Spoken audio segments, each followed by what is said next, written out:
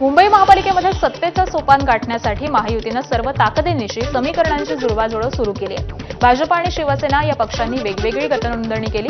सत्तेमध्ये अधिकाधिक पदं ही पदरी पाडून घेण्यासाठी स्वतंत्र गटनोंदणीची खेळी खेळण्यात आल्याचं बोललं जात आहे। भाजप, शिवसेना आणि राष्ट्रवादी हे तिन्ही पक्ष मिळून बहुमताचा आकडा 121 वरती गेलाय।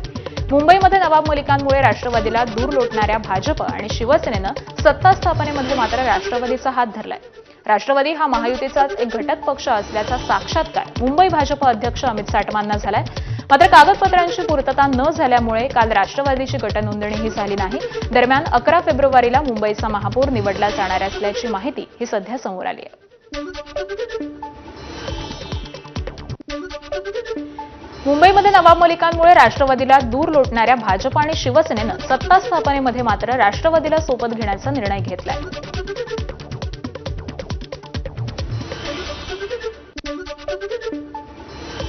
मला आज गॅरंटीने छाती ठोक पडून सांगतो की Bharatiya Janata party, Shiv Sena, Republican party of इंडियाच्या व्यतिरिक्त आम्हाला कुणाचीही मदत लागणार नाही। आम्ही कुणाचीही मदत घेणारही नाही।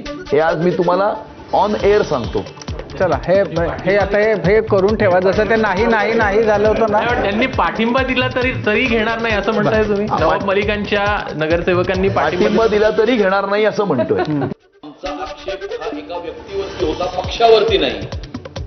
आणि त्यामुळे राष्ट्रवादी काँग्रेस पार्टी, अजित पवार गट आणि शिवसेना एकत्रितपणे गटाची नोंदणी त्या ठिकाणी करणार आहेत।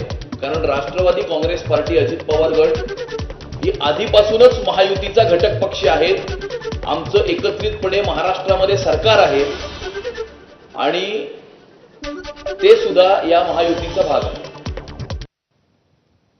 आणि मुंबई महापालिकेमध्ये स्थायी समितीचं गणित नेमकं कसं असेल आपण पाहूयात। भाजप 10, शिवसेना 3 असे एकूण 13, ठाकरे सेना 8, काँग्रेस 3, MIM 1, मनसे 1 असे एकूण 13।